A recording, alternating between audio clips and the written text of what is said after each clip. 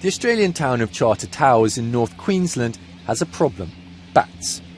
Lots of them. An estimated 80,000 of the creatures have taken up residence in a local park where they're roosting.